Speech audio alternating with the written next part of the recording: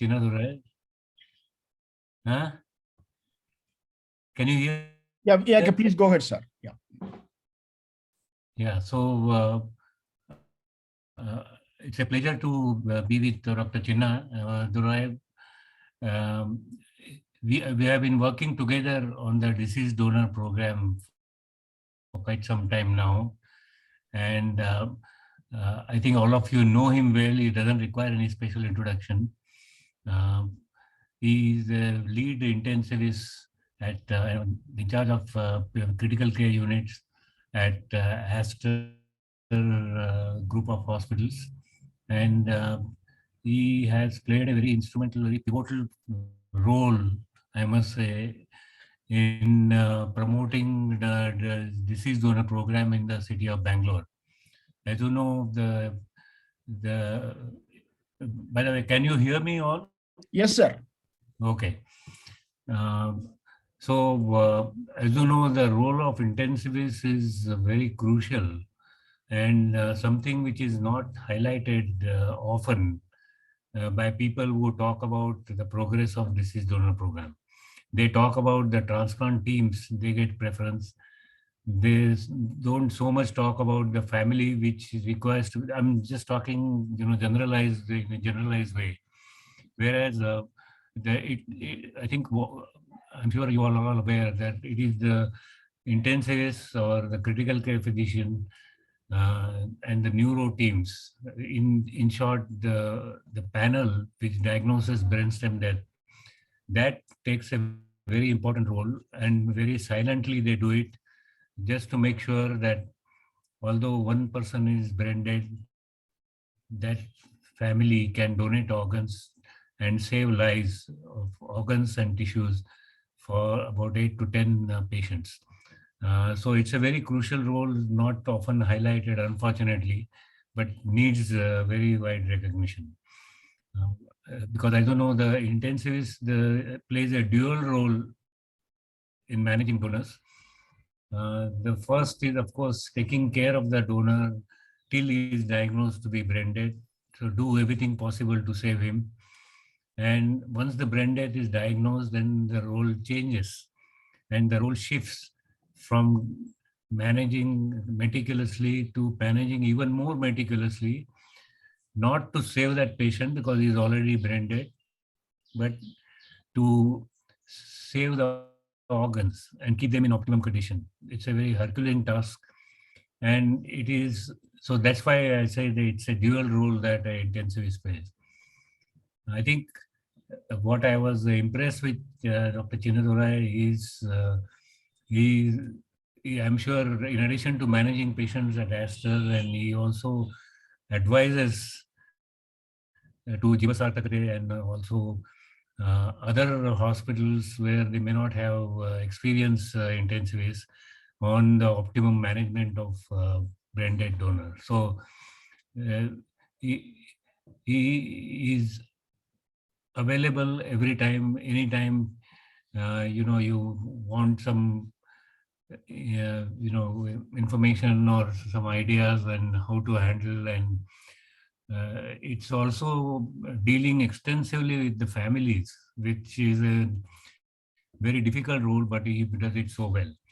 And it's not just his hard work um, uh, that everybody knows, sincerity, dedication, but to do something like this, you require passion, and passion just for a good cause of saving lives. And that's what he's involved in 24/7. I won't take so much time because I think you just have to work with him in order to understand, how serious he is about carrying out his mission. And it's very nice to have you, Dr. Chinnadurai. And Thank you over so to you. much, sir. Thank you so much, sir. It is a wonderful working with you for so many years, sir. I'm into the organ donation almost last 13 years, from the Jeevan Sarthakade, JCCK, Jeevan Sarthakade days. We were traveling together across Karnataka and do a lot of awareness and educating program. And in your leadership, we moved from somewhere around 20-25 cases. We reach up to 100 cases per year, We work so closely. You are so supportive to me throughout my, organ donation program awareness. You also available 24/7. And we in fact we meticulously thought through and executed one of the most difficult cases, like assault, murder cases, hanging cases, unknown cases, all that we were able to, as per the law, we discussed, and opinions from all the other doctors, be able to do that. So it is a great teamwork with Jeevan Sarthakade, critical care physicians, transplant physicians. It is a fantastic, sir. So with your guidance, with your thought process, I think we going to grow and again in the future. Thank you so much for your introduction, sir. Thank you. So with that, so thank you. First of all, thank you for the opportunity. Recently, we worked very closely with Dr. Sujata's team in RV. We last 1.5 years, we were able to do 2 organ donation from pediatric patients. That is an eye opener, though we did lots of organ donations from adult patients.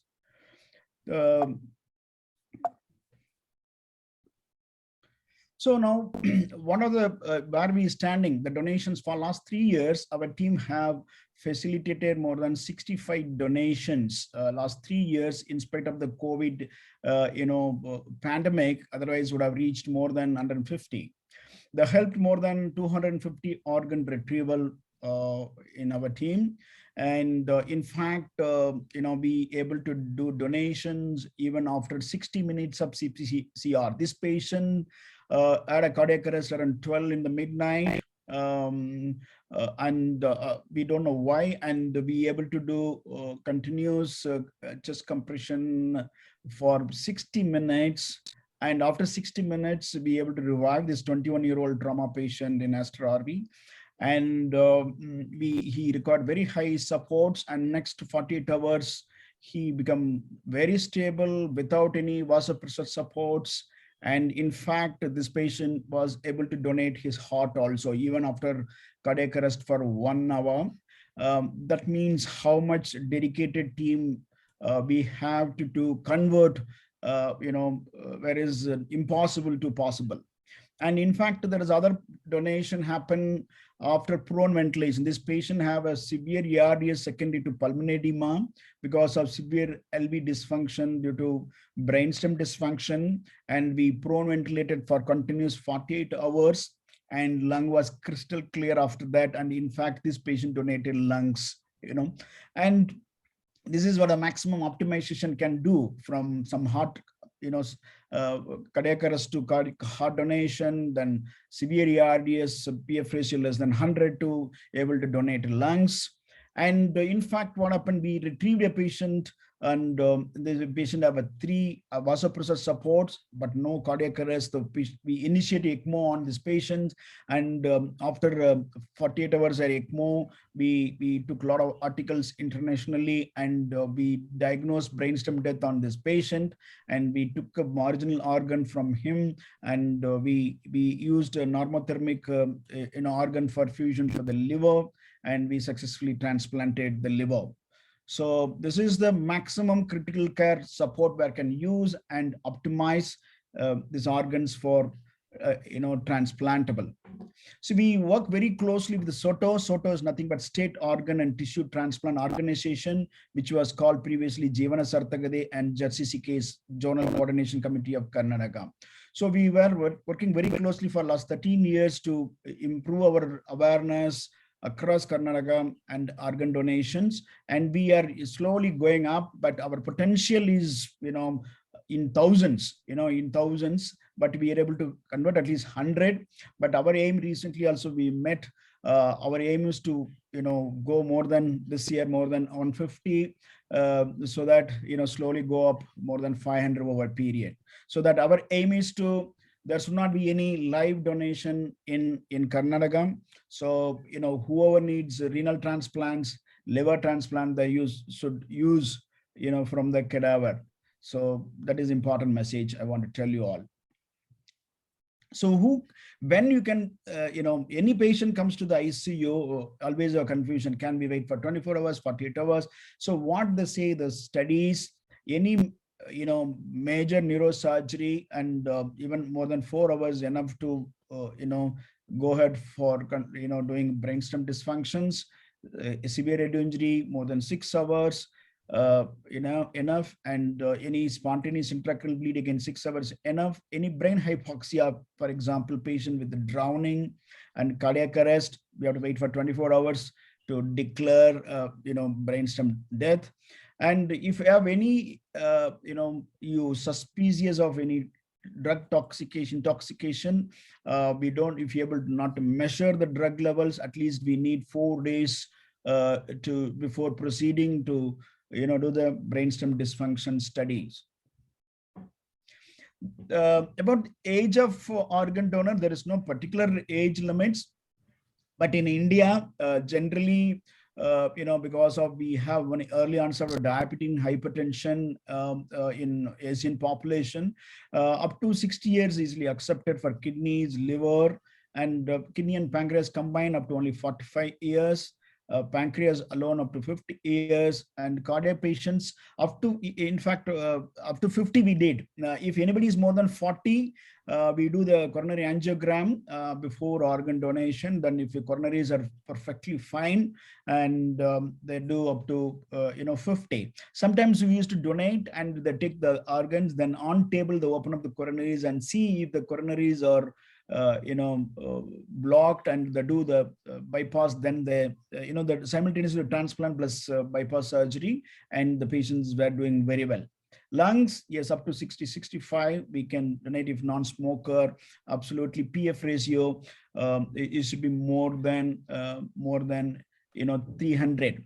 So here we do, especially when we give first intimation to the SOTO for organ alert, we do ABG on 100% FiO2 with the PEEP of 5 to 7, so that if the PF ratio is more than 350 and X-ray is completely clean, then generally people will be looking into that, then come down and do the bronchoscopy and see the tracheal and the bronchotracheal T's all fine, no injury, not much secretions, they will proceed.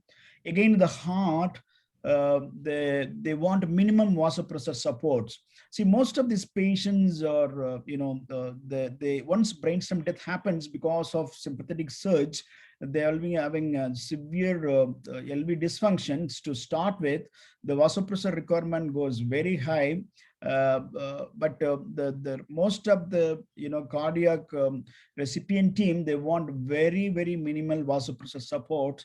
For example, now very minimal NORAD, they accept very minimal NORAD or very minimal vasopressin supports, fine for them, but not very high. Sometimes heart team ask CVP monitoring, because still cardiology team believes in CVP monitoring to optimize the fluid boluses and fluid requirement, so that their thought process is like whether we can come down on vasopressor requirement. Sometimes what happens, we start low dose of adrenaline and to improve the LV contractility, and we can able to come down on noradrenaline.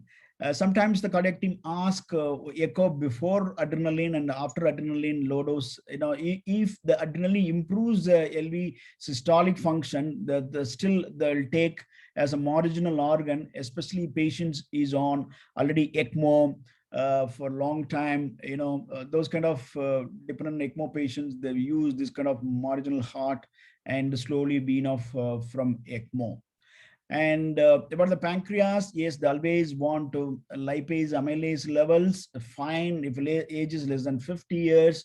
Especially they don't do isolate pancreas. Usually they do kidney and pancreas because type 1 diabetic patients who have a renal failure, they have tremendous results. We have seen, as soon as pancreas been transplanted, the insulin requirement come to 0. It's a double boon for them because they need not to have a dialysis, they need not to have insulin injection, especially in the pediatric age group. They receive fantastic outcome.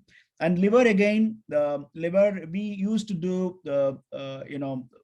ultrasound abdomen to rule out any fatty changes. Sometimes they ask CT to see the Hounsfield unit to see how bad the fibrotic changes. See, normally for the liver, they want a normal looking liver, and lactate level in ABG should be less than 4, whereas SGOTPT should be less than 50s. If it has gone up, at least a downtrend should be there. Less than 100, the downtrend is ideal. Normal INR, lactate, they look into that. Sometimes they ask for liver biopsy. We do the liver biopsy to see whether how much the fat content in the cells. So we proceed further.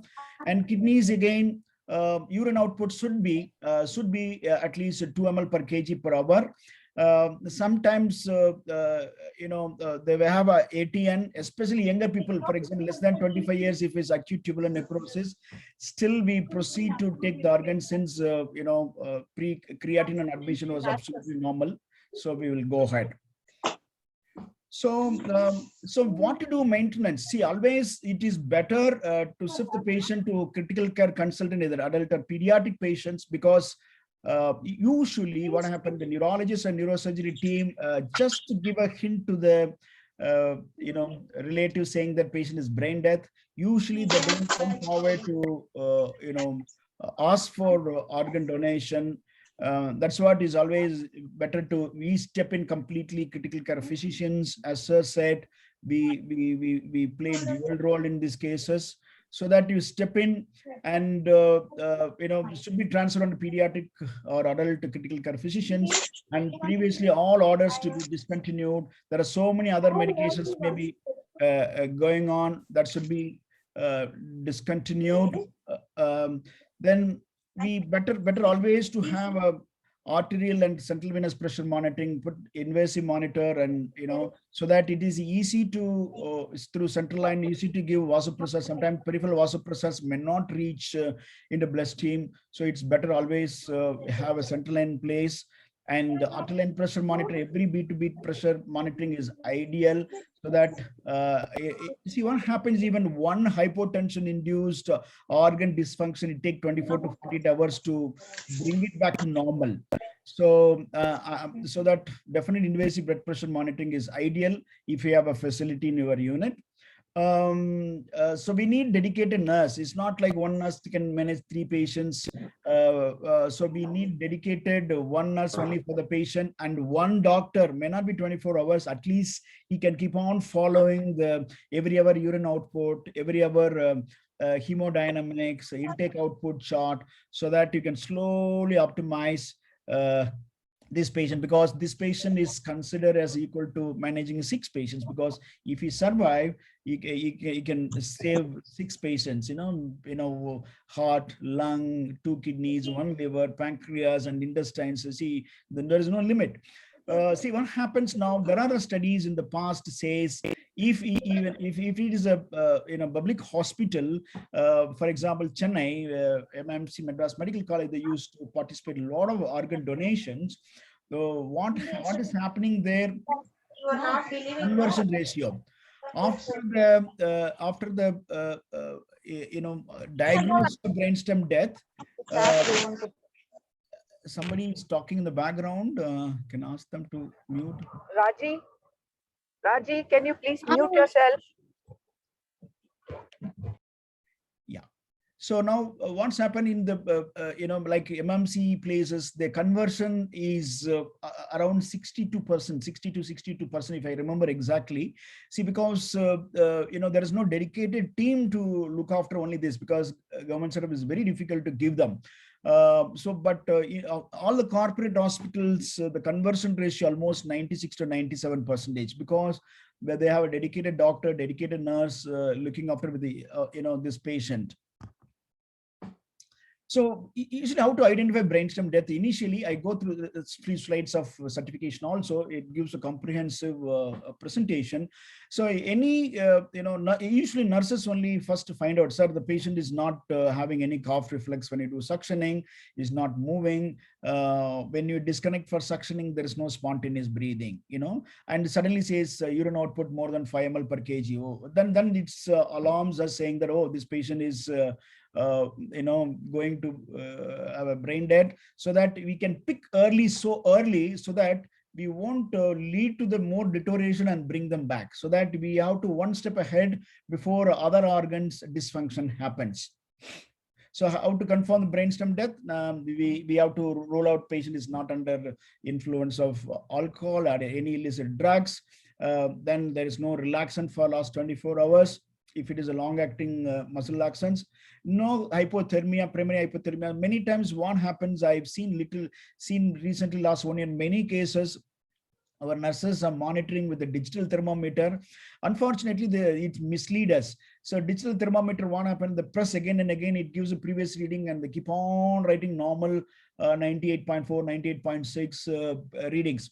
But when I used to see some abnormal waves in the ECG, then I asked them, can you do the nasopharyngeal probe monitoring? Then I'll see shocked. Sometimes the temperature goes up to 32 degrees or 90, 91 Fahrenheit, a severe hypothermia. So then we rewarm them again. See what happened when they say severe hypothermia, you need the stiff vasopressor supports and lactate goes up. So when you start rewarming within 6 hours, lactate starts downtrending and vasopressor requirement comes very, very low. So that these patients definitely need a nasopharyngeal or rectal probe temperature monitoring. I don't believe in thermometer, the digital thermometer. This is all practical experience what we had so many years now. Again, hypovolemic shock, patients should not be an hypovolemic shock before going into the test. And metabolic and endocrine disorders, metabolic nothing but not extremes of your sodium, a very hypernatremia or hyponatremia, or hyperglycemia or hypoglycemia should not be there.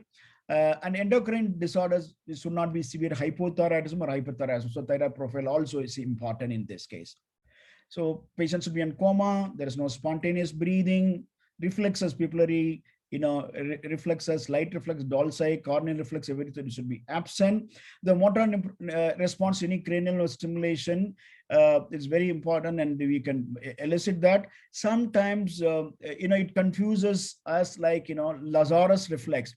When the nurses are turning the head, flex the head, suddenly patient moves, it's called Lazarus reflex. It sometimes confused even anesthesiologists in the OT. Sometimes after diagnosing, shifting the patient to the OT, anesthetist calls me and says, Dr. Chinna, please come inside immediately because the patient is moving. What's happening? Then I went inside and examined, and we explained them what is Lazarus reflex. See, Lazarus reflex, nothing but you can Google it. It is a spinal cord still will be alive. The spinal cord can act independently for some time. So that when you flex the neck, or turn the neck, it stretches the cervical cord, and spontaneously the patient flexes the limb, both four limbs actually, in upper limb and lower limb flexes and leaves. So this is called Lazarus reflex.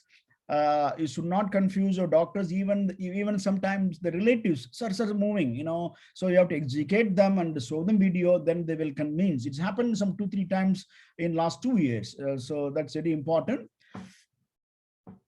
Gag reflex, you have to do scopy and see whether the patient have a pharyngeal stimulation gag reflex and tracheal stimulation cough reflex, and inject cold and warm caloric. So we have to see the ear examination, make sure there is tympanic membrane is intact, especially in trauma patients, and inject warm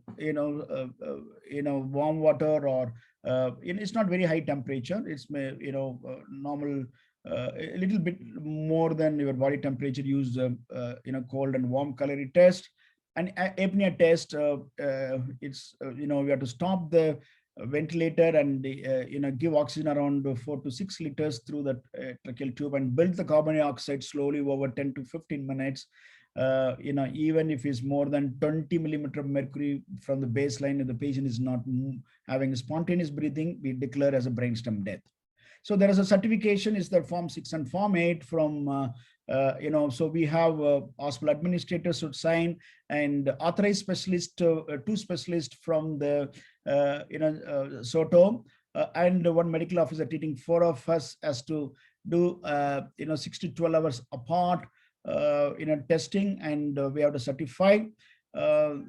As per the internet, some protocol, if more than 18 years of age, 2 tests should be done at 6 hours interval. If it is a pediatric less than 18 years, from 1 year to 18 years, 12 hours apart. If less than 1 year, we do 24 hours apart. There are some guidelines says, in the pediatric, experts can shorten this time, especially pediatric group, but we routinely do age group between 1 to 18 years, 12 hours apart. And we get a signature from the closest relatives for organ donation. There are some criteria when to proceed. See, for example, in the recent past, many cases missed. Actually, in January, we missed 2 cases, after brainstem death declaration, we found them a COVID positive.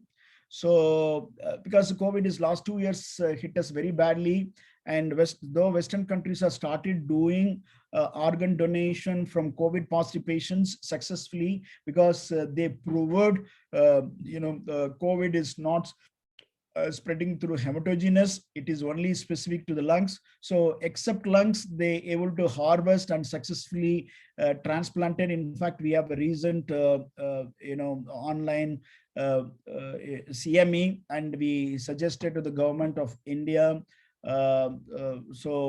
NOTO, we can proceed even with the COVID positive donor. Even COVID positive recipients also, they're not becoming bad. So a lot of recent development happened. Though there are some exclusion criteria, if the patient is active tuberculosis patient or gangrenous bowel with a lot of bacteremia, any intra-abdominal sepsis, we won't proceed, because the recipients will be immunosuppressed, so that this should not cause any sepsis and death in the recipients. And active HIV, yeah.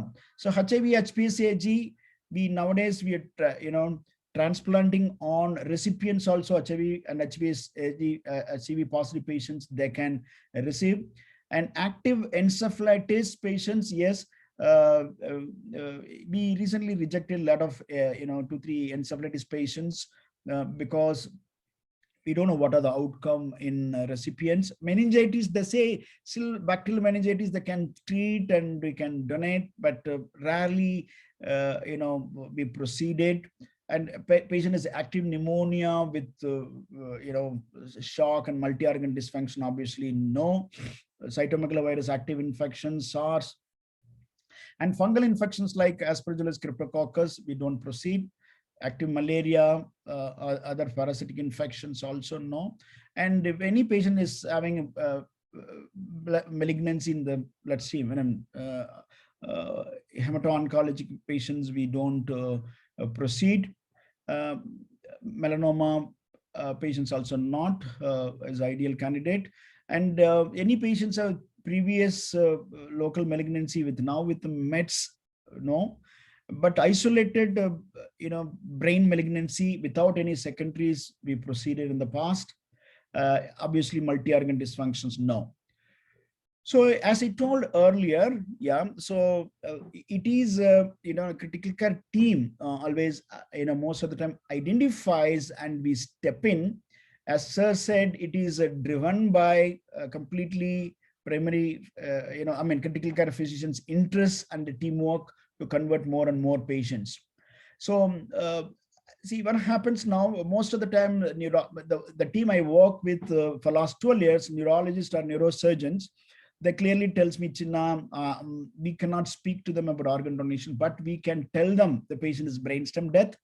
That's sort of, they'll stop there. They say they're saying that we are suspecting brainstem death, and further things the critical care team will explain, so that we will take them to counseling room and tell them what are the possibilities. We told them, yes, the primary physician and we feel it's brainstem, patient is brainstem death, and what are the options available ahead for us. From there we slowly start building up with a repeated counseling to make sure the one side we allot a team, in spite of the patient agrees or not, we will stabilize the patient and closely monitor. Sometimes what happened, we had incidents, 2-3 times they denied and they wanted to continue, and on the end of 7 days they came forward to donate organs. So that never lose a hope, never lose a hope.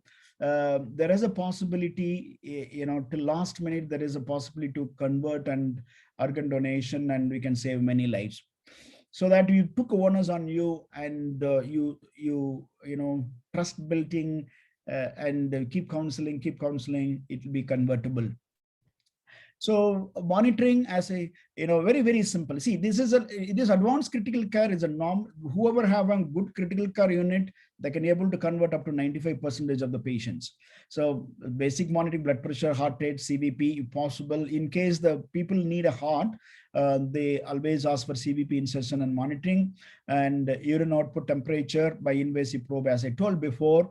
If not possible, especially in secondary care level or public hospital, sometimes they may not able to have an invasive monitor that can monitor every 15 minutes.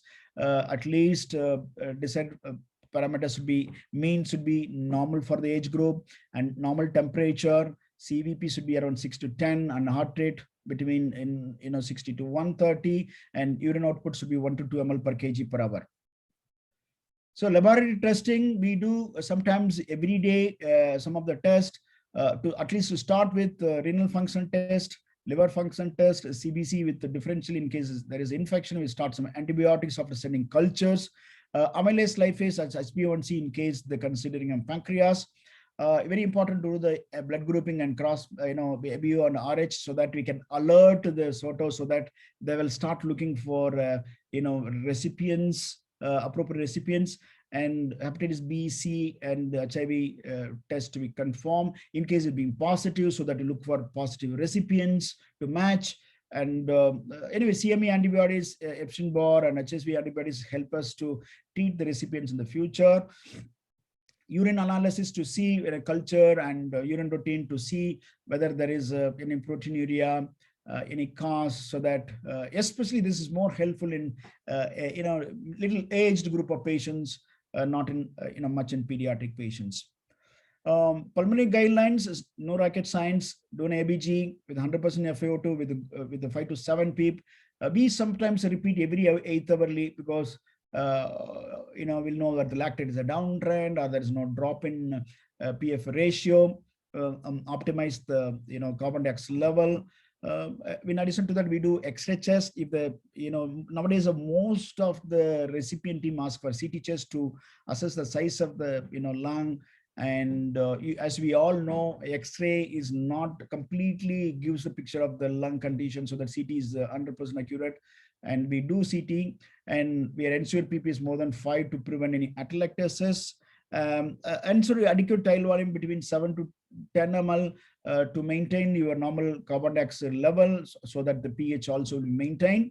And nowadays we start doing bronchoscopy earlier to clean the toileting, so that it won't proceed further for pneumonia. Sometimes the trauma patient, they may have a thick clot maybe sitting and blocking one of the bronchus, then eventually that become unusable, so that we go and clean, and even they take a sample for early culture, so that you prevent further worsening of lung functions.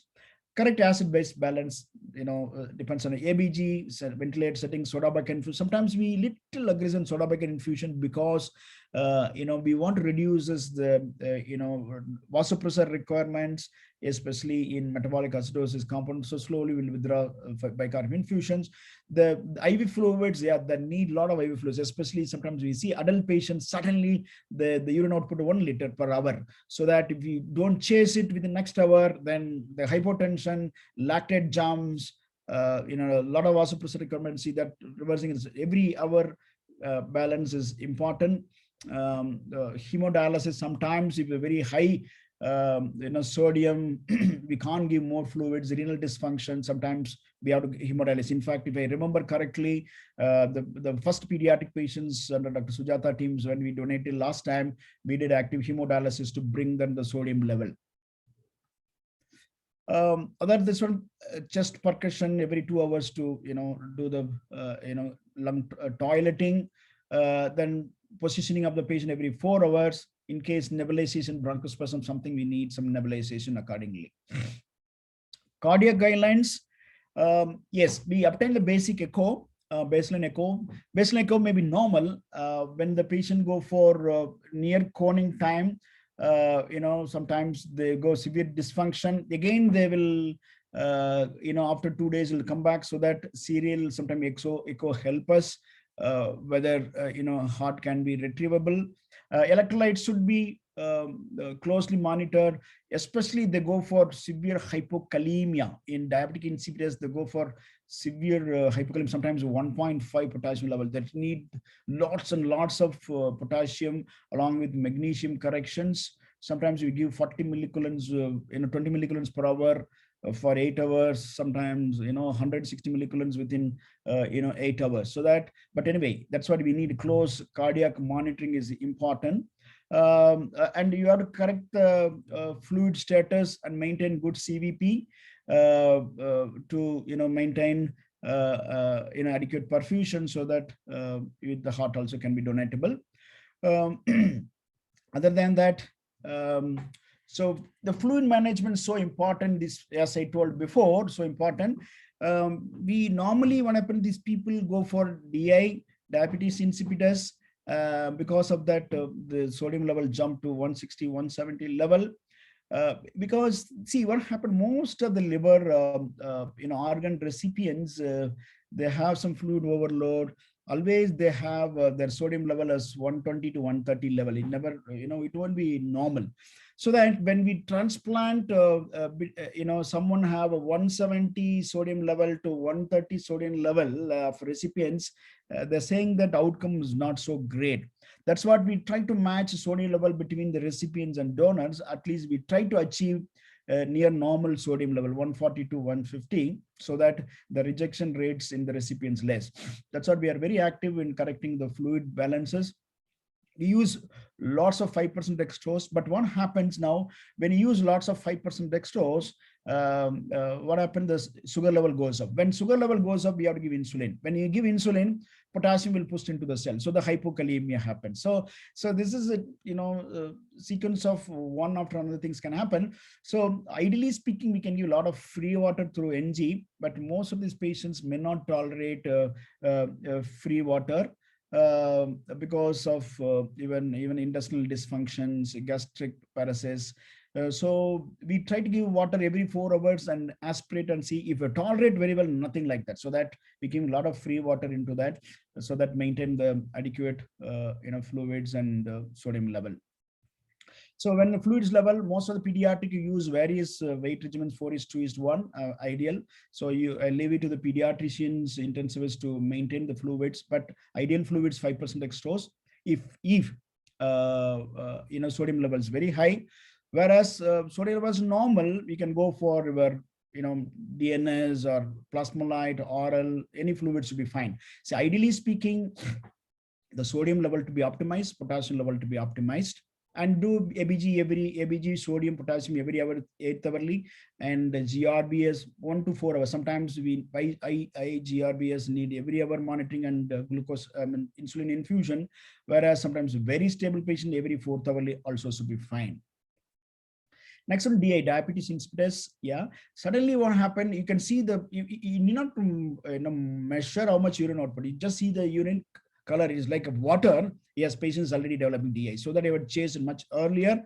So maybe initially what happened, 2-3 hours your watery urine comes, then only sodium goes up. Need not to sodium immediately reflect in the investigation part, so that you chase it. If the plain water is coming, okay, DI started, so that we have to start infusion of low dose of vasopressin is ideal. If the vasopressin, sometimes we may not work, then sometimes we give desmopressin nasal spray. If there is no RTA, there is no peripheral plate fracture, then we can give. Otherwise, you give sublingual desmopressin, also helpful to control the urine output and sodium level. Choice of vasopressors, yes. Nowadays, most of us are moved towards norepinephrine is the first choice. We cannot keep on going norepinephrine. Sometimes we go very high, digital gangrene happen, even lactate level can go up because of splanchnic vasoconstriction. Sometimes we give more fluids. So we manage these patients more fluids, first fluids, then NORAD, if needed, low dose of vasopressin. If the patient is having severe LV dysfunction by echo, we need adrenaline, and we keep doing ultrasound, lung ultrasound we do, heart ultrasound we do, IVC diameter we do. If urine output drops, we will see whether the catheter is blocked and the bladder is full, so that this ultrasound bedside become very, very useful for us. The rule of 100 in adult patients, so maintain 100 millimeter mercury blood pressure, urine output more than 100 ml per hour, PaO is 100, hemoglobin considered 100 grams per liter, blood sugar is 100. Sometimes what happens when we work so much, we forget sometimes the basics of that. So that, just keep a rule of 100 in adult patient. You can modify according to pediatric. In addition to that, we supplement sometimes with steroids. Again, it's a controversial. Some people use, some don't use, but I regularly use methylprednisolone in adult patients around 1 gram after diagnosing brainstem. The only one start dose. In addition to that, we replace with the 300 microgram of L-troxin through NG. To think through maybe a hypothyroidism in those patients. So a lot of articles supports there against that. Especially these two will be very helpful when the patient is hemodynamically very unstable. Hemodynamically stable patients, we may not give those drugs. And cultures is mandatory. You can chase the cultures and adequately treat the sepsis. Okay, with this I end my presentation. Thank you so much for the opportunity.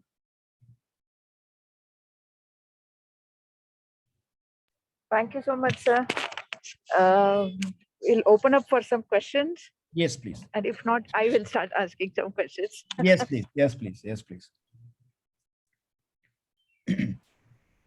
Just one or two comments, Dr. Chinnadurai. Yes. One is about the age. The interval between two sets of brainstem certification. Yes, sir. Normally 6 hours. That is, Yes, according to our guidelines. Okay, if sir. it is more than 12 years, Yes, then 6 hours is good enough. Okay, Above 12 years. Okay, sir. Then between 2 to 12, Yes, sir. We say 24 hours. I mean, Okay. sorry, 12 hours, then 24 hours. Okay, sir. Okay, sir. Okay, I sir. think that is safer. And Okay, less than 2 years, Yes, sir. we make it for more than 48 hours. Oh, okay. Okay. Okay. Yeah, Okay. because those are the tricky situations. Yes, The sir. diagnosis of brain death is not that easy. Yes, sir. So that's why the standard is 6 hours, but then 12 hours and 24 hours, depending on the lower the age group. That's one. Second is, you mentioned about infections. Yes, sir. Donor harboring some infections may become a contraindication. Yes, sir. But people have been, there may be some controversies at times, and we don't want to take undue risk. At the same time, we don't want to miss the donor. Yes, sir. Because it's a life-saving chance for many recipients, as you rightly pointed out. Yes, sir. Yes, sir. So for such dubious cases, when there is some controversy, we have also an infectious disease panel. Yes, sir. 3 infectious disease specialists from 3 different hospitals or transplant centers Yes, sir. are consulted in order to arrive at a conclusion. Yes. So they will look at that case and as well as look at the literature on the subject, whether there have been such things in the past, and then they make a decision. They give their advice and then we act accordingly, So yes, there are some situations where the donor family you know, now I think the other thing is you mentioned only about medical management, Yes, sir. and I'm sure you are more than Yes, occupied in also handling the family yes, sir. Counseling. counseling. Counseling. Yes, sir. Yeah, because it is so crucial. Yes, sir. Yes. Because as all of you know, the family is going through a very tough time, Yes, sir. losing their uh, relation all Yes. of a sudden, most of the times when it's accident cases. Yes, sir. And within that trauma and tragedy, Yes, sir. they have been explained about brain death and they have to make a decision. Yes, sir. Yes, And sir. it's not very easy, and they require a lot of counseling. Yes, sir. And it's one of the important things which intensivist plays a big role. Yes, sir. So, yeah. Yes. Yes, Recently, Dr. Sujata. yes, thank you, sir. Thank you, sir. It's nice how Yeah. feedback. Sir, actually, yeah, recently me and Dr. Sujata, we were able to convert one of the patients, from nowhere to, complete successful, because of repeated counseling. Yes. So we have to sit with their family, explain to them. They have to feel like we are also a family member. They open up everything. We have to absorb all their depressions and anxiety, everything. See, most of the time the counseling helps us. And most of the time the counseling helps us able to convert. 50% of cases with even one or two counselings, they will accept the donations. Whereas another 50% needed some 4 to 5 repeated counselings. This is where our persistence matters actually. See, because we cannot lose a hope. Okay, just let them to take the body. It should not take. We say that okay, there is a chance. There is a chance we will go ahead 1 more day, 2 more days. You give them assurance. Don't worry. You don't worry about the billing part. So that they also take a time. Okay, these people are not pressurizing one side at the same time. They want to save many lives. It helps us definitely. I think you brought out a good point that the family can take a decision only when they are out of denial phase. Yes, sir. Yes, sir. They take some of families take some time, some may Yes, do sir. it early, but they Yes, have sir. to accept the concept of brain death.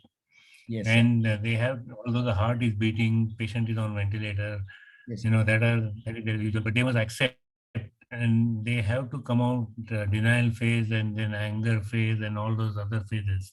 Yes, sir. Only then is the right time for the ICU team to ask them about the opportunity to donate organs and save many other lives. Yes, sir. Yes, sir. Yes, sir. Right. That was a very good point, sir. Thank you. Actually, there's like a difference between how we do it in the West to how we do it in India. And that's what I learned from Chinna, sir. So Sindhu has asked the pertinent question, when do we start the counseling towards organ donation? I'll take Dr. Chinna, I'll request Chinna to take it. Yeah. See, now what happens now when we do repeated counseling, even brainstem death, we understand who's important person to be counseled, what is their thinking towards the patient, whether they're frustrated to continue or they want to withdraw the care. Usually they go for second opinion, third opinion, and come back understand reality. We keep telling them, okay, his patient is deeply comatose and is not breathing.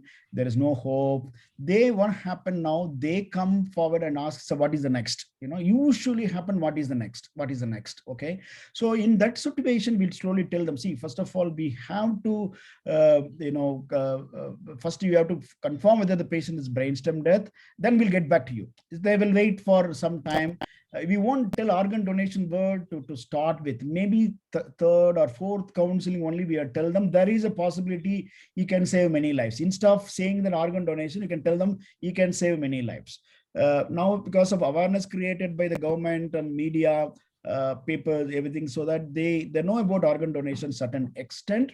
Only thing is always they keep in mind whether these people should not take the organ and sell it.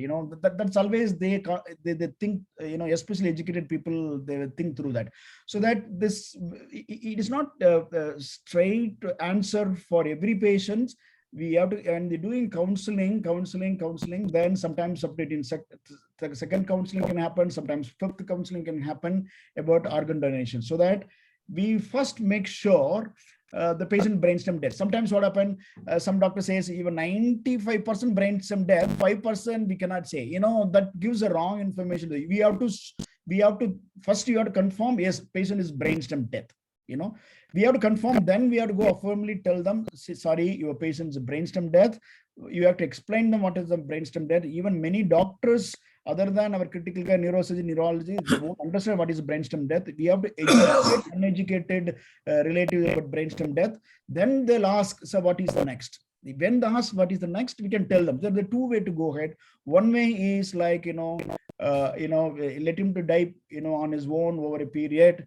After the cardiac death, we'll hand over to you whether you can bury, or if you need a postmortem, you can do that. Whereas, other than that, he can save many lives. As an organ donation is the greatest gift in this world. So we'll involve the government. Immediately we'll tell them, we will involve the government agency. They will come and speak to you. They will execute whole thing so that he can save many lives. He can live in this world. So slowly, our posture also very important. We should not, how we sit, how we counsel them, what is our tone, whom you are addressing. Sometimes what happen, the real relative may not able to take a decision. Sometimes we counsel the other second degree, third degree relatives. They in turn go and counsel them.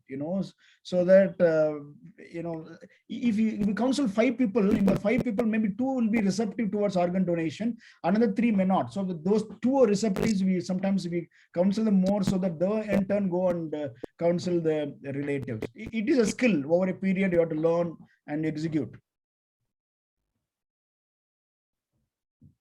Thank you, sir. So very valid points, actually. I think our PICU team felt that recently. Yes. So any other questions from anybody else? So a few things from my side. Yes. What I wanted to understand was, how do we make sure that we optimize all the organs? So the lesson, what we learned from what you're telling is, from the word go, when the patient enters, okay, if we think that this is a hopeless situation where we may not survive, we actively seek out for infections. We actively look out and make sure that they're not the exclusion criteria, they don't fit in. Yes. And then we start optimizing all the organs. Yes. Even though the discussions with the families will be ongoing. Yes. We at Aster are having a real advantage, which I never felt in the last 10 years in any of the other centers, is basically that they waive off. They do zero billing for care of the donor if they convert themselves into a donor. Yes. And I think that's what gives us physicians the freedom to optimize everything. Yes. I think that's a big step, which many hospitals don't have it. It's okay to claim that, we promote organ donation, but, it has to show in action. Yes. And that luxury, no intensivists have it. Yes. Yes. I don't know whether Dr. Fatke will agree with what I say. Yeah.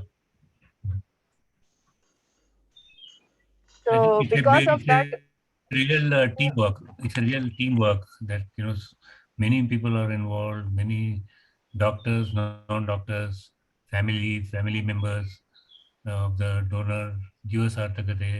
So many members, so many who have to work together. But the leader is the intensivist. I think that should be clearly known to everybody. Because so many people will come and tell, do this, do that. But ultimately, one person has to take the charge of who should be the main intensivist. That's what Sujata was asking about administrative supports. Sure, so sir, thank you. important. It is so much important. See, my administration gave me clear, clearly, Chinna, you tell what to do. That's all. See, I see what happens, sir. We won't think of organ donation at all on admission. See, if somebody is very poor, we tell them very economically or even zero billing. We won't think of, even in the past, what happens, sir. Even we did a zero billing from day one, and we tell them, but at the end they denied and took the patient out. We said, okay, there is no force here.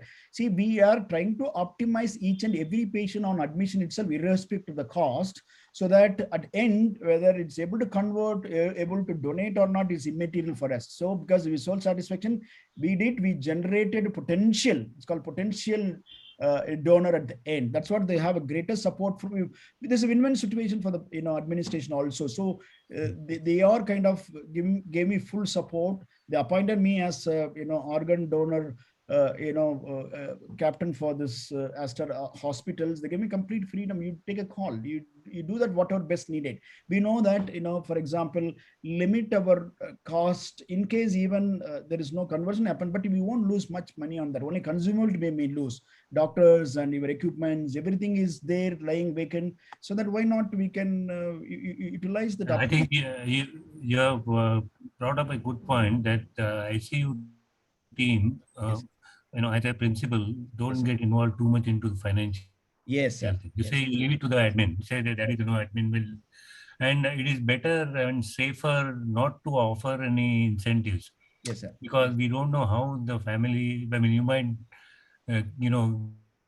make some concessions in the care and on humanitarian grounds. That's Yes. fine.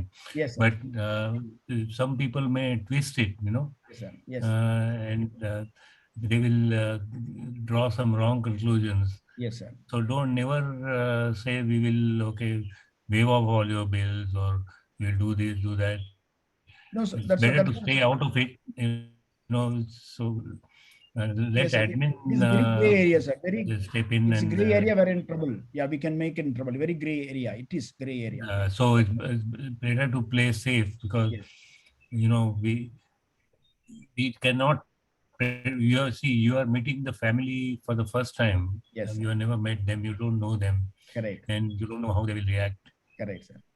And we cannot, obviously, I think all of you agree that we cannot force anything onto the family Anything. because they Yes. are the ultimate decision makers.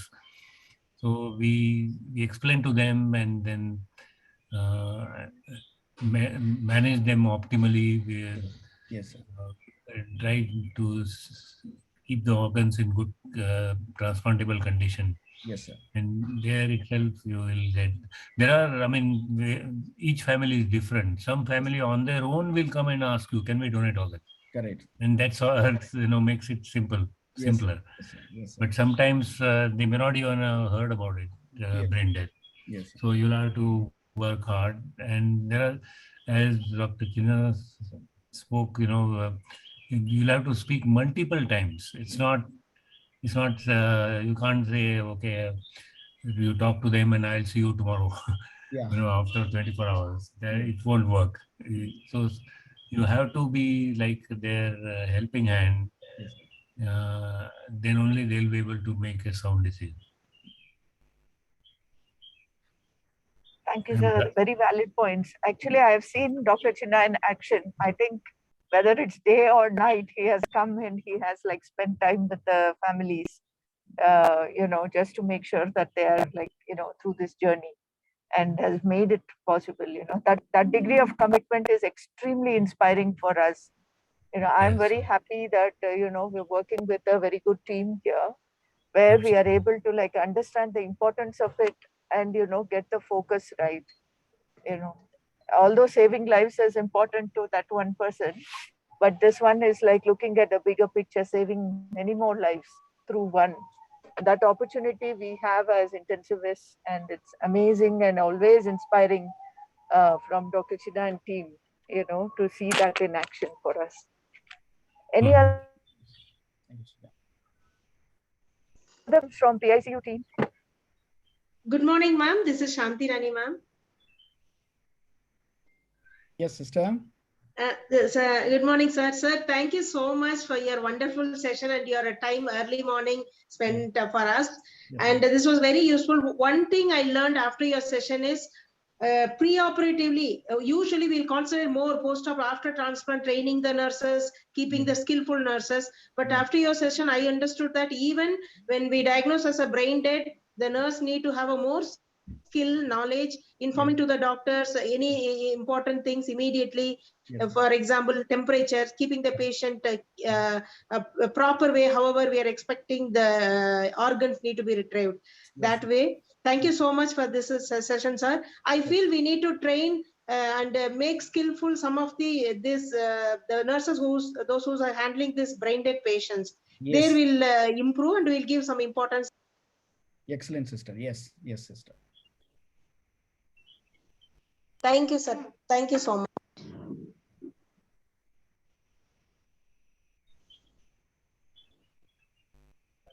Thank you so much, Chinna sir, for a wonderful session this morning. Much inspiring always. Yeah, welcome. You're welcome. Thank you so sir, for your valuable time, sir. No, really happy to be here and keep it up, Dr. Chinna. Thank you, sir. All your blessings, sir. All your blessings. Thank you. Thank you so much, Fatke sir, for Thank you. Yes. Yeah. Thank you, sir. Joining us and